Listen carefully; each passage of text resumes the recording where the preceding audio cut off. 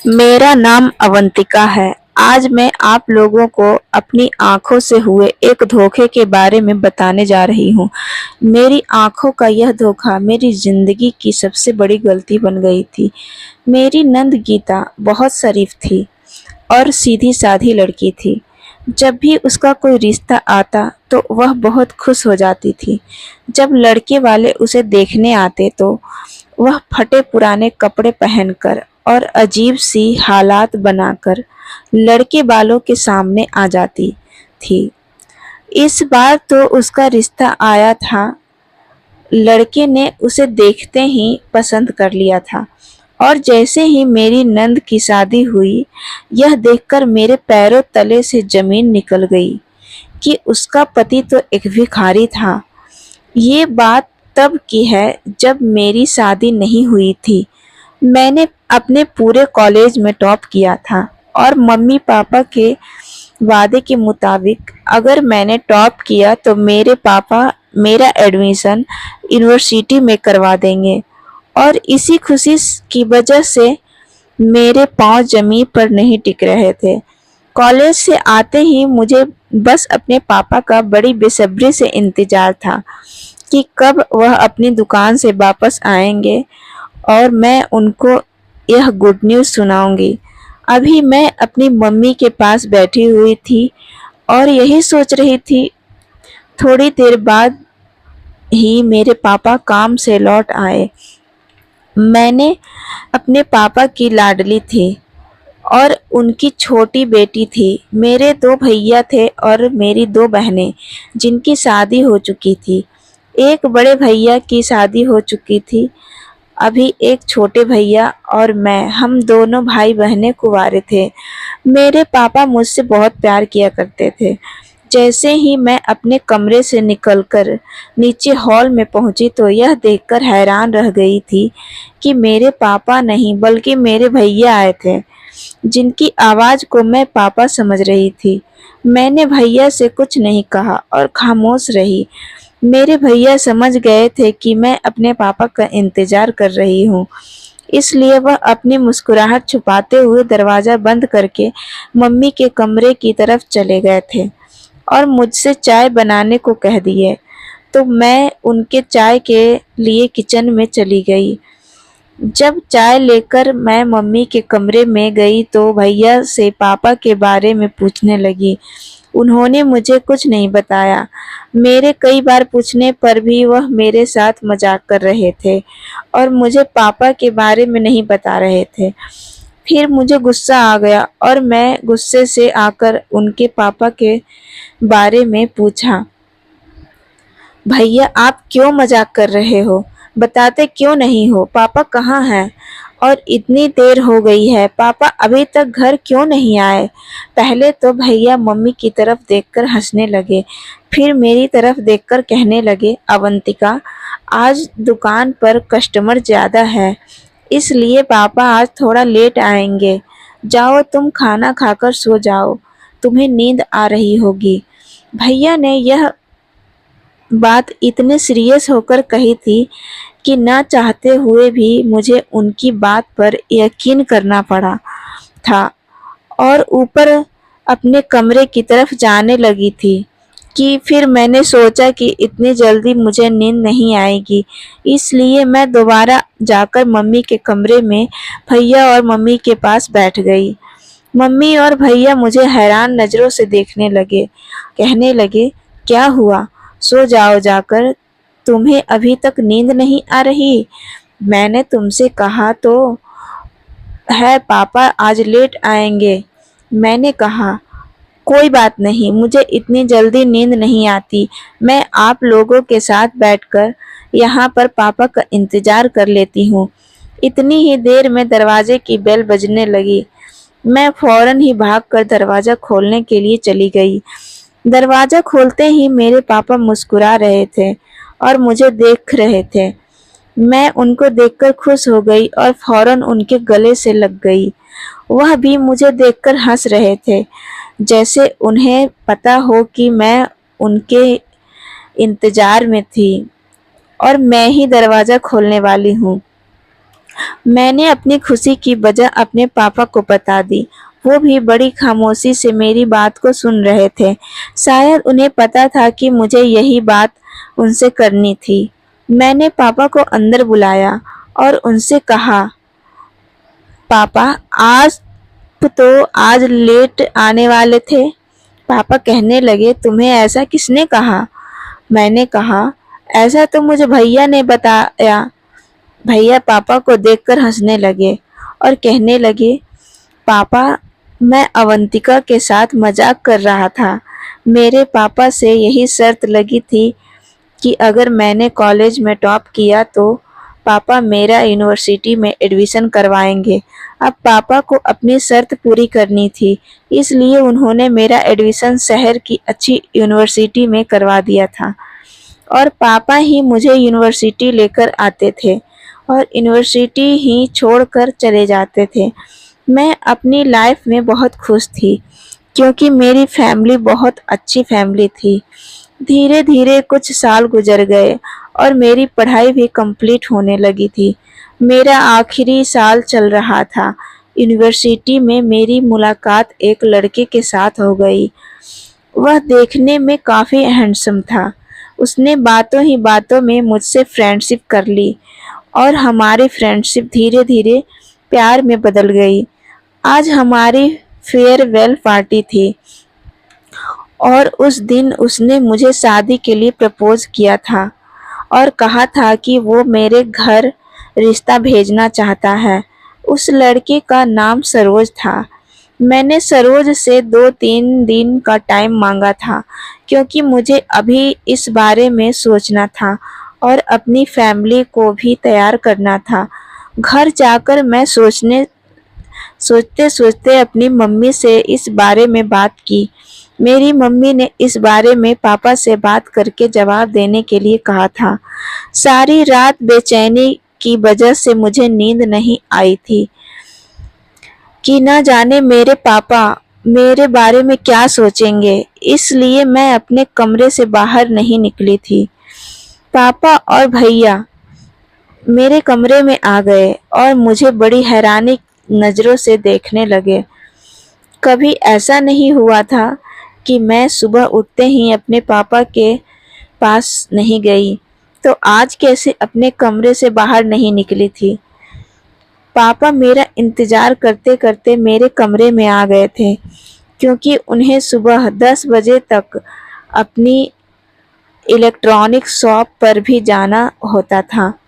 पापा ने मुझसे कहा, क्या हुआ अवंतिका, आज तुम अपने कमरे से बाहर क्यों नहीं निकल रही हो, जबकि तुम तो रोज 7 बजे उठ जाती हो। पापा और भैया के पीछे पीछे मम्मी भी मेरे कमरे में आ गई थी। मुझे लगा कि शायद मम्मी ने पापा को इस बारे में कुछ नहीं बताया, तो मैंने हैरान होते हुए मम्मी की तरफ देखा। पापा कहने लगे कि तुम्हारी मम्मी ने मुझे सब कुछ बता दिया है।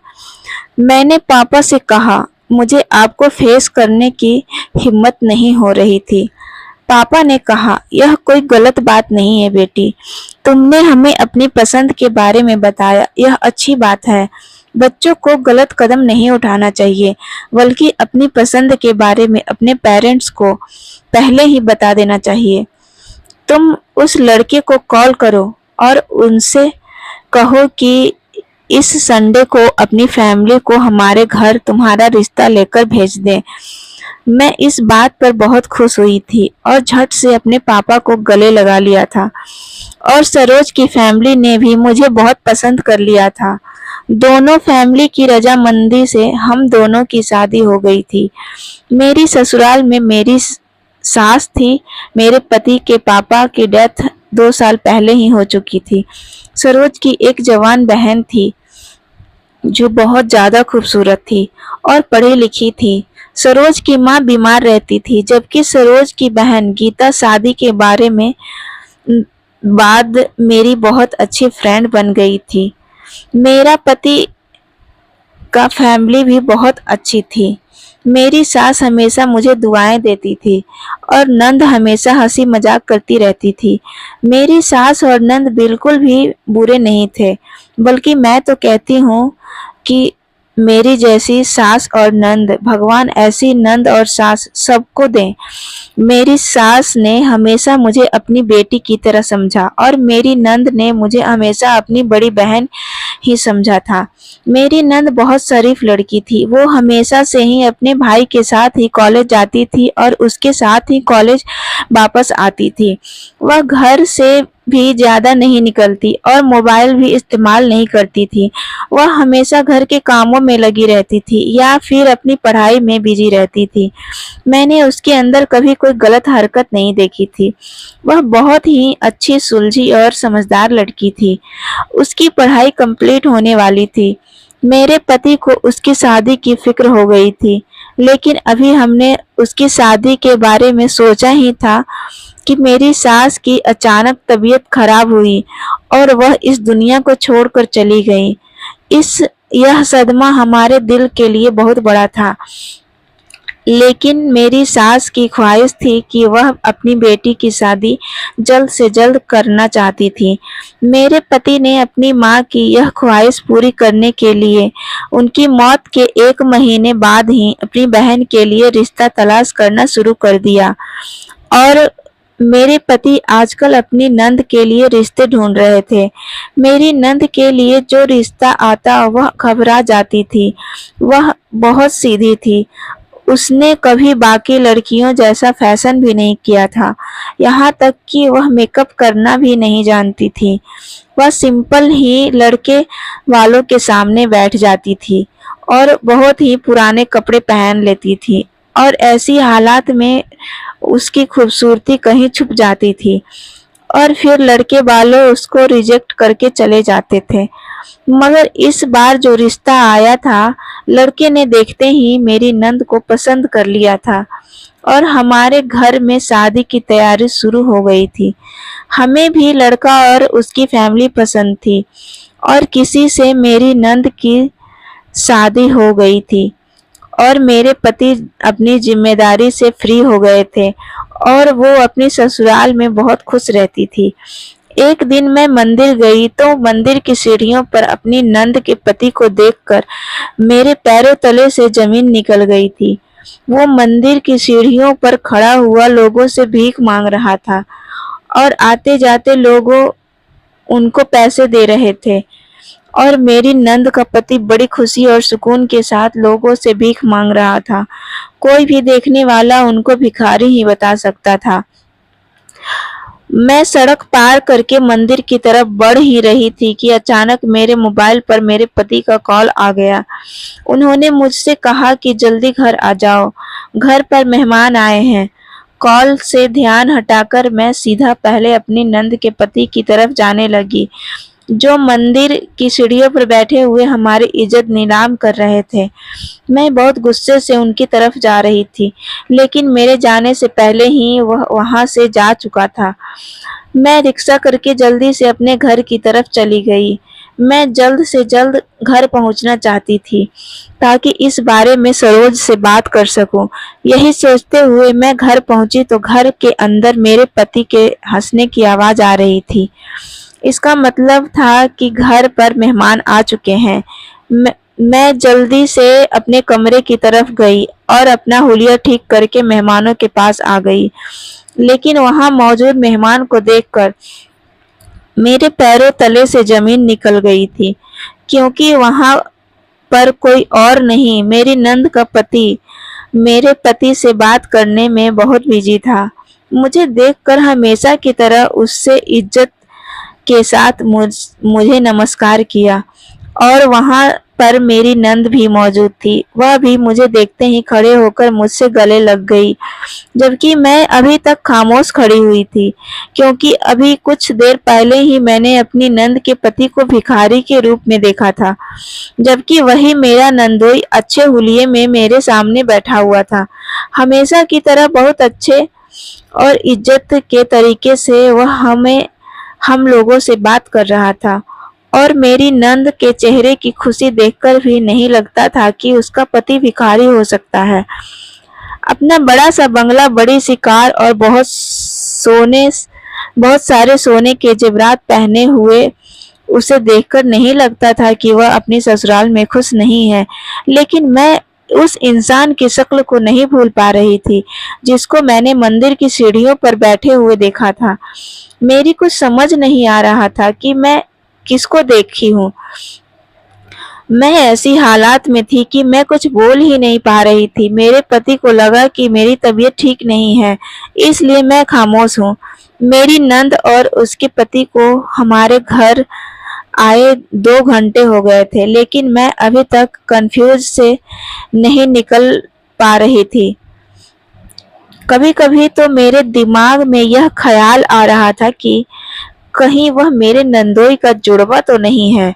मेरी नंद के घर से जाते ही मैंने अपने पति को सारी बात बता दी।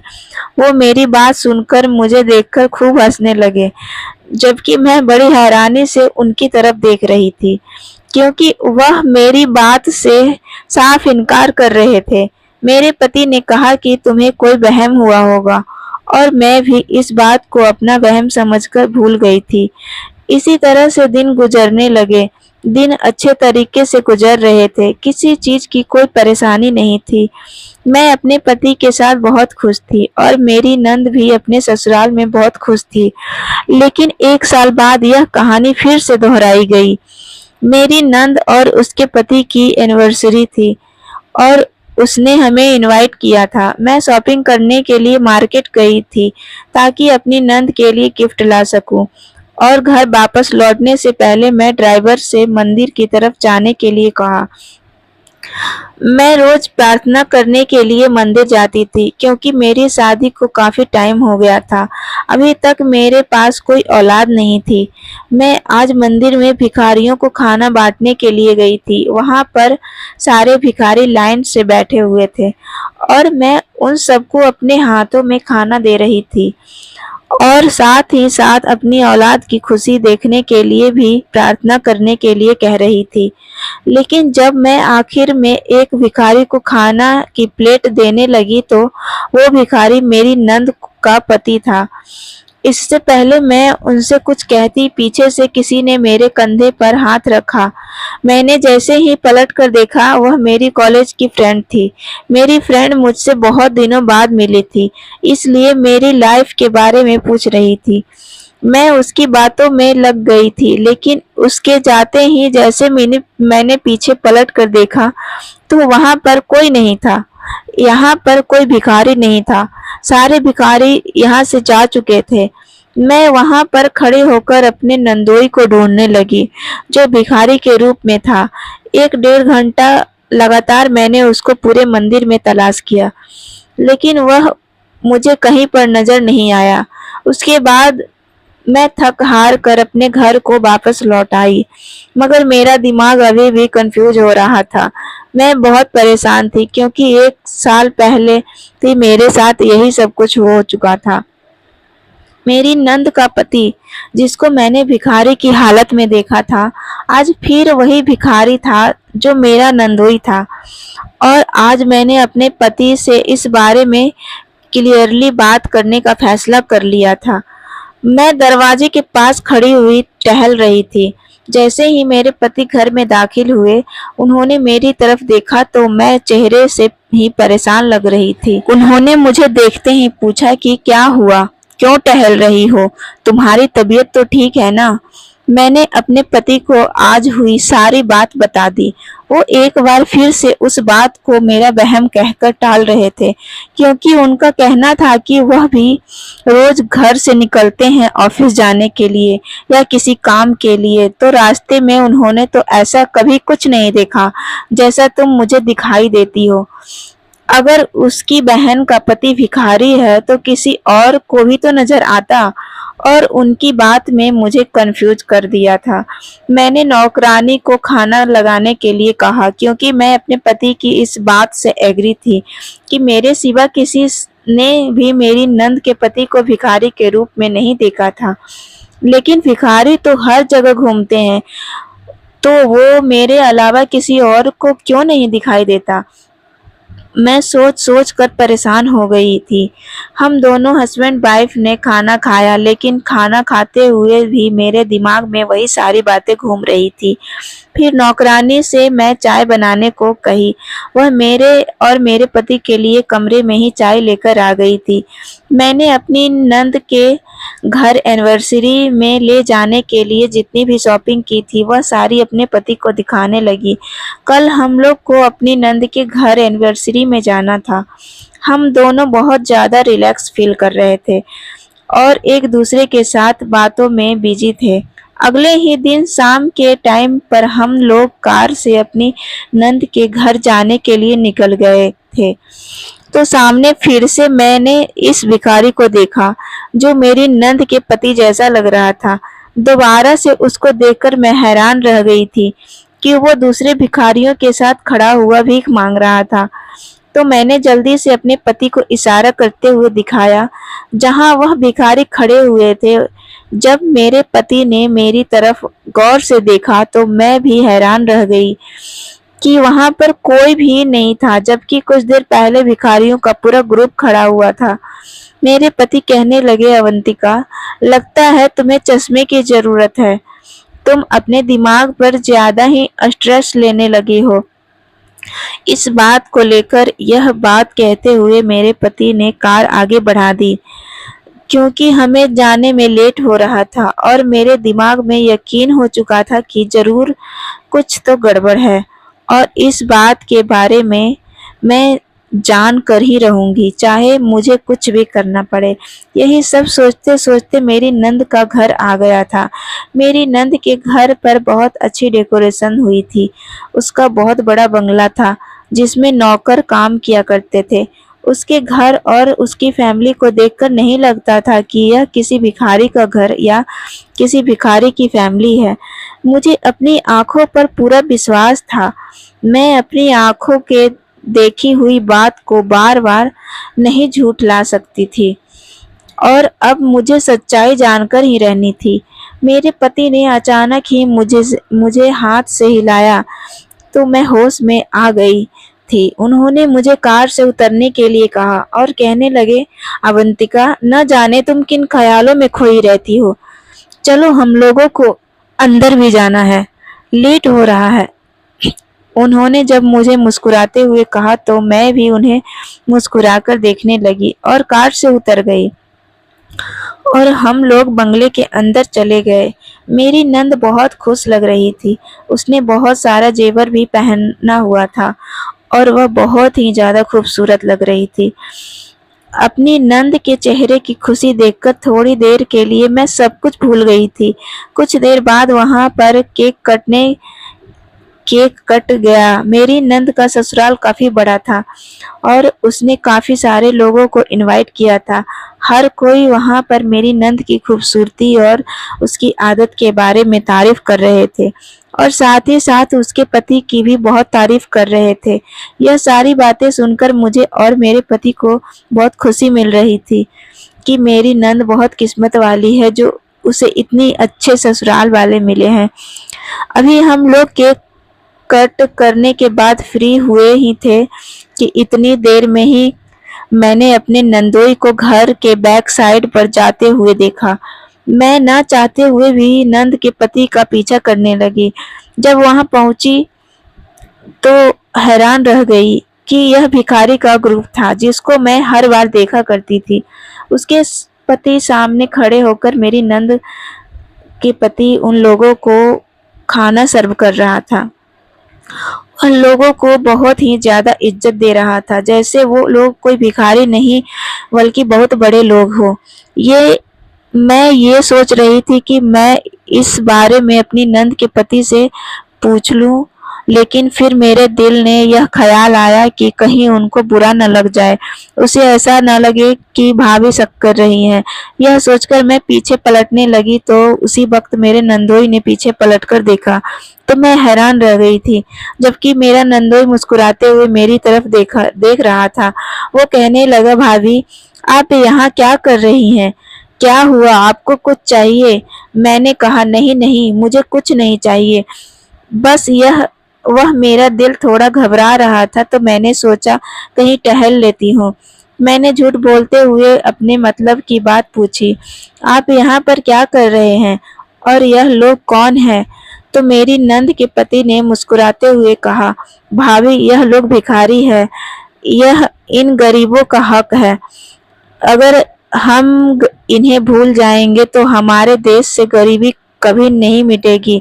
जब हम ही अपनी खुशियों में इन गरीब लोगों को याद नहीं रखेंगे तो फिर इन लोगों को याद क्या होगा। हमें तो इस देश से गरीबी को खत्म करना चाहिए, लेकिन हम भूखे गरीब लोगों की मदद नहीं करके अपने देश के गरीबों को ज्यादा बढ़ावा दे रहे हैं। हमें तो ऐसे लोगों को ढूंढना चाहिए और उनकी मदद करनी चाहिए। हमें अपने सुख दुख में इन लोगों को शामिल करना चाहिए और इन लोगों को पेट भर के खाना खिलाना चाहिए। इनकी हर जरूरत को पूरा करना चाहिए। भाभी मुझे गरीबों को खाना खिलाने में बहुत खुशी मिलती है। मुझे बहुत खुशी मिलती है जब कोई मेरी वजह से पेट भर के सोता है। अगर भगवान ने मुझे इस काबिल बनाया है तो फिर मैं क्यों ना इन गरीबों की मदद करूं। यही वजह है कि मैं अपने सुख दुख में इन लोगों को याद करना नहीं भूलता। मेरी नंद के पति ने मेरी आंखें खोल दी थी। आखिर वह ठीक ही तो कह रहे थे। जब तक हम इस देश से गरीबों को मिटाने की कोशिश नहीं करेंगे तब तक गरीबी कभी हमारे देश से खत्म नहीं होगी।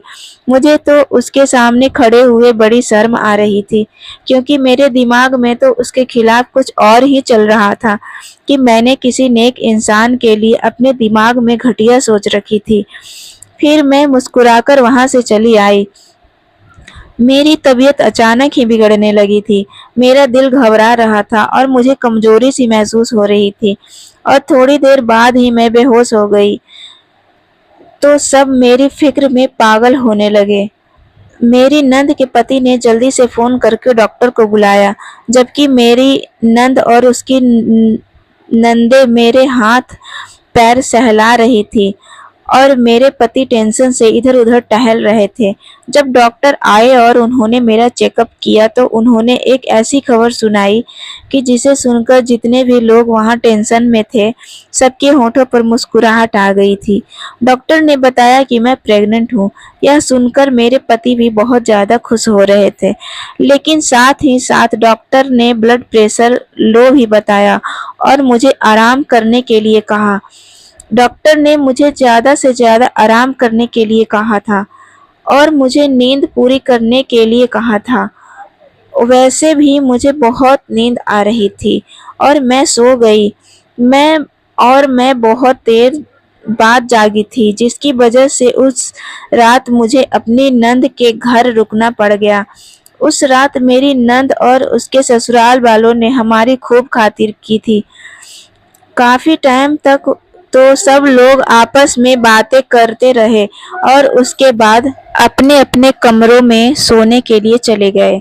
रात के 3 बज रहे थे जब मेरी प्यास की वजह से आंख खुली तो मैंने इधर उधर देखा और मैं जगह को पहचानने की कोशिश कर रही थी, क्योंकि मेरे सर में बहुत दर्द हो रहा था और मुझे बहुत ठीक से याद नहीं आ रहा था। हल्की हल्की रोशनी होने की वजह से कुछ समझ नहीं आ रहा था, मगर अपने बराबर में अपने पति को सोता हुआ देखकर मेरे अंदर थोड़ी हिम्मत आ गई थी और मेरे दिमाग में काम करना शुरू कर दिया। तो पता चला कि मेरी तबीयत ठीक नहीं थी और मैं यहीं पर सो गई थी और उस टाइम मैं अपने घर नहीं बल्कि अपनी नंद के घर पर हूँ।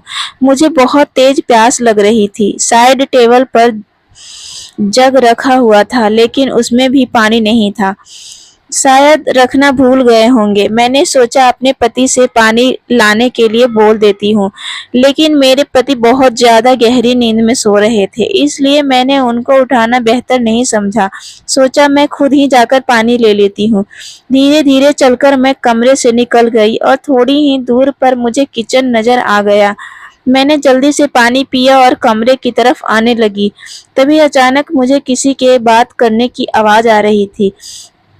यह मेरी नंद का कमरा था। वह दोनों पति पत्नी आपस में कुछ बातें कर रहे थे। मेरी नंद अपने पति से सब कुछ कह रही थी, लेकिन मुझे ठीक से कुछ सुनाई नहीं दे रहा था। तो मैंने थोड़ा सा आगे बढ़कर उनकी बातें सुनने की कोशिश की।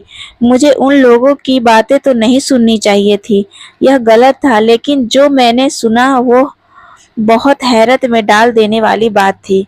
वो अपने पति से कह रही थी, आप प्लीज जल्दी घर आ जाया करो, मुझे आपकी फिक्र लगी रहती है। मेरी नंद अपने पति से यह बात कह रही थी। नंदोई कहने लगा, गीता तुम इस बात की टेंशन मत लिया करो, तुम ज्यादा देर तक मेरा वेट किया मत करो और सो जाया करो। मेरा तो यह रोज का ही काम है, आखिर तुम कब तक मेरा इंतजार करती रहोगी? वैसे भी तुम्हारी तबीयत ठीक नहीं रहती है, मुझे देर हो जाती है तो तुम परेशान मत हुआ करो। मेरी नंद अपने पति की बातों पर मुस्कुरा रही थी। उसने अपने पति से कहा, अच्छा मेरी बात सुनो, मुझे लगता है भाभी को आप पर शक हो गया है, तो आप उनके सामने थोड़ी सावधानी बरता करो। उसके पति ने कहा, ठीक है, अब काफी रात हो चुकी है, सो जाते हैं। यह कहकर उन्होंने अपने कमरे की लाइट बंद कर ली और मैं भी अपने कमरे की तरफ आ गई थी। अब मेरी टेंशन और भी ज्यादा बढ़ गई थी। न जाने ये लोग क्या छुपा रहे थे। मुझे अपनी नंद के फ्यूचर की फिक्र हो रही थी। मुझे कुछ समझ नहीं आ रहा था कि वह शक वाली बात क्यों कर रही थी। उसी की मुझे बहुत ज्यादा फिक्र हो रही थी। आखिर यह लोग मुझसे कुछ न कुछ छुपा तो रहे हैं। थोड़ी देर तक मैं सोचती रही और उसके बाद मैं सो गई थी। सुबह हम लोग एक साथ बैठकर नाश्ता कर रहे थे। मैं बड़ी गौर से अपने नंदोई की तरफ देख रही थी और उसकी बातें नोटिस करने की कोशिश कर रही थी। तभी अचानक मेरे पति ने कहा कि अवंतिका, तुम्हें अब अपने खाने पीने पर बहुत ज्यादा ध्यान रखना चाहिए। मैं अपने पति की बात पर मुस्कुरा दी थी, लेकिन मुझे कुछ खाने का मन नहीं कर रहा था। लेकिन सबके कहने के मुताबिक मैं फिर भी थोड़ा बहुत खा रही थी। नाश्ता के बाद मेरे पति मुझसे घर चलने के लिए कहा, जबकि मुझे यहाँ पर रुककर सच्चाई का पता लगाना था और मैं यहाँ पर रुकना चाहती थी, लेकिन मेरे दिमाग में यहाँ पर रुकने के लिए कोई बहाना समझ नहीं आ रहा था। लेकिन अचानक मेरी नंद बोल पड़ी और मेरे पति से कहने लगी, आज रात तक और भाभी को यहाँ पर रुकने दीजिए। अब तो आप घर जाते ही ऑफिस चले जाओगे तो भाभी घर पर अकेली रह जाएंगी। आप भाभी को यहीं रहने दो। रात को जब ऑफिस से घर जाओगे तो भाभी को लेते चले जाना।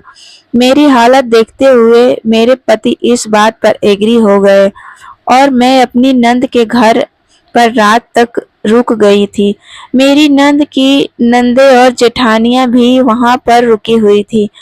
मेरी नंद का पति अपने सब भाई बहन से छोटा था और अपनी पूरी फैमिली का लाडला था। मेरी नंद मुझे आराम करने के लिए कमरे में ले गई। मेरी नंद मुझे कमरे में छोड़कर आराम करने का कहकर खुद बाहर चली गई। मुझे बड़ी टेंशन हो रही थी कि मैं किस तरह से सच्चाई का पता लगा सकूं, क्योंकि मेरे पास सिर्फ रात तक का ही टाइम था, लेकिन सुबह के 11 बज रहे थे।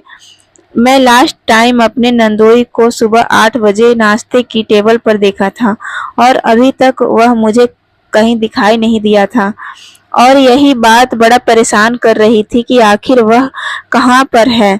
यही सब सोचते हुए मैं बेड से उठकर टहल रही थी और मैं खिड़की में खड़ी हो गई। मुझे मेरा नंदोई घर के बैक साइड की तरफ दिख रहा था और साथ में उनके साथ वही भिखारी ग्रुप भी मौजूद था, मगर आज उन लोगों ने अच्छे कपड़े पहन रखे थे और वो लोग एक कमरे के अंदर चले गए और मुझे कुछ गलत होने का एहसास हो रहा था और चुपचाप खड़े होकर वहां से सब कुछ देख रही थी। कुछ देर बाद वह सब लोग कमरे से बाहर निकले तो मेरे पैरों तले से जमीन निकल गई। जब वो लोग बाहर निकले तो भिखारी के कपड़े पहने हुए थे और सब लोग लाइन में खड़े थे, लेकिन मेरा नंदोई उन लोगों को कुछ समझा रहा था। ऐसा लग रहा था जैसे वह उन लोगों को किसी चीज की ट्रेनिंग दे रहा था। मैं बहुत कंफ्यूज थी कि आखिर यह सब कुछ क्या हो रहा था। वो उन्हें किसी परफेक्ट ट्रेनर की तरह समझा रहा था और वो उसकी बात मान रहे थे। दूर होने की वजह से मुझे कोई बात समझ में नहीं आ रही थी। अब मेरा नंदोई हाथ में मैप लेकर उन्हें कुछ समझा रहा था। वो शायद उनका काम करने का तरीका समझा रहा था। लगभग आधा घंटा मेरे नंदोई ने उन्हें ट्रेनिंग दी, जबकि मुझे उस पर बहुत ही गुस्सा आ रहा था और दिल कर रहा था कि अभी उसकी सारी सच्चाई सबके सामने खोल दूं। जो अमीर और जवान होने के बावजूद भी लोगों को लूट रहा था, वो लोग अपने अपने हुलिये बदल कर दूसरे दरवाजों से निकल कर बड़ी वैन में बैठकर चले गए। तो मैं भी वहां से हट गई और बेड पर आकर लेट गई। इतना सब कुछ देखने के बाद मेरे सर में दर्द और भी ज्यादा होने लगा था। मुझे हैरत इस बात पर हो रही थी कि मेरी नंद अपने पति का कैसे साथ दे सकती है। मैं अभी यही सब सोच रही थी और सोचते सोचते ही सो गई थी। लगभग में कमरे 1 घंटे तक कमरे में लेटी हुई सोती रही। जब मुझे जोर जोर से रोने की आवाज सुनाई दी तो मेरी आंख खुली और मैं जल्दी से अपने कमरे से बाहर निकली और सामने जो था वो देखकर मुझ पर तो आसमान ही टूट पड़ा था, क्योंकि मेरी नंद ने होश बेहोश पड़ी हुई थी और सारे घर वाले रो रहे थे। मैं जल्दी से अपनी नंद के करीब गई और उसे होश में लाने की कोशिश करने लगी। मैंने पूछा, ये सब क्या हो रहा है? गीता बेहोश कैसे हो गई? तो उसके ससुराल वालों ने बताया कि जहाँ इसका पति काम करता है वहाँ की फैक्ट्री में आग लग गई है। यह बात सुनते ही मेरे कदमों तले जमीन निकल गई थी। कुछ देर पहले हंसी मजाक से भरा घर गम में बदल गया था, जबकि मुझमें तो इतनी ही हिम्मत नहीं थी कि मैं बता सकूं आपका बेटा का काम फैक्ट्री में नहीं बल्कि भीख मांगने के लिए गया था। मेरे पति की यह खबर सुनकर ऑफिस से सीधे घर मेरी नंद के घर चले आए थे और अपनी बहन की हालत देखकर उनकी भी हालत नाजुक हो गई। सब लोग बुरी तरह रो रहे थे, क्योंकि खबर यह मिली थी कि मेरे नंद के पति की डेथ हो गई थी। मेरी नंद का पति सब बहन भाइयों में सबसे छोटा और अपनी माँ का लाडला बेटा था। छोटा होने के बावजूद भी उसके घर वालों का कहना था कि वो बहुत समझदार था। मेरी नंद के ससुराल वालों का रो रो कर बुरा हाल था। मेरी नंद अपनी ससुराल में बहुत खुश रहती थी। इस बंगले के अलावा और भी उनके काफी सारे घर थे और गांव में जमीन पड़ी हुई थी। सुनने में यही आया था कि मेरे नंद का पति बहुत अच्छी कमाई करता था। हमें रिश्ता करते टाइम तो फैक्ट्री का मैनेजर होने के बारे में बताया गया था और देखने में भी उनकी फैमिली पढ़ी लिखी और समझदार लगती थी। मैं और मेरी नंद को भी पलकों पर बिठाकर रखते थे, मगर शायद उनके पति की जिंदगी इतनी ही लिखी थी। वो बेचारी इतनी जल्दी विधवा हो गई थी। रात का टाइम होने वाला था, लेकिन मेरी नंद के पति का अभी तक कोई अता पता नहीं था। वो कहाँ है, जिंदा भी है या नहीं, क्योंकि लोगों का कहना था कि वह मर गए हैं। मेरी नंद ने रो रो कर अपनी हालत खराब कर ली थी। सब लोग भी बहुत ज्यादा बुरी तरह से रो रहे थे। रात के 10 बज गए थे, लेकिन मेरे नंद के पति का अभी तक कोई पता नहीं था। तभी बाहर से आते लोगों ने सबका ध्यान बांट दिया था। जो सबने देखा वह सब लोग देखते ही रह गए और देखने वालों का अपनी आंखों पर यकीन नहीं आ रहा था, क्योंकि सामने ही मेरे नंद का पति और उसके साथ काफी सारे लोग जो भिखारी बनकर उसके साथ गए थे वह भी उसके पीछे ही खड़े हुए थे, जबकि हम सब आंखें फाड़ कर उनको देख रहे थे कि यह हकीकत है या सपना। सबसे पहले मेरी नंद दौड़कर अपने पति के गले लग गई और अपने पति को छू छू कर यकीन करने की कोशिश कर रही थी कि उसके सामने उसका पति ही खड़ा है या फिर उसकी आंखों का धोखा है, जबकि मेरे नंदोई ने मुस्कुराकर उसे यकीन दिलाने की कोशिश की कि वह उसका अपना पति ही है। फिर सब लोग मेरे नंदोई के करीब गए और उसके हाल चाल पूछने लगे। मैं भी अपने नंदोई की तरफ गई और बड़ी हैरानी से उनकी तरफ देख रही थी। तो वो सबको अपने पास बैठकर अपने साथ होने वाले हादसे के बारे में बताने लगा और मेरी तरफ देखकर कहने लगा, भाभी मैं जानता हूँ आप पहले दिन से ही मुझ पर शक कर रही हैं कि मैंने आपकी नंद को पसंद कर लिया, जबकि दूसरे लोग आपकी नंद के सादेपन को देखकर इनकार कर दिया करते थे।